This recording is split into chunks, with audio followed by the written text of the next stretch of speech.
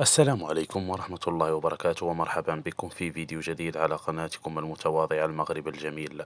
واصل كريستيانو رونالدو قائد المنتخب البرتغالي زيادة نصيبه من الأرقام القياسية التي ما يزال يكتبها في مسيرته الكروية، ويتواجد كريستيانو ضمن تشكيلة البرتغال الأساسية لمباراته التي كانت مع فرنسا اليوم الجمعة ضمن منافسة ربع نهائي كأس الأمم الأوروبية اليورو 2024.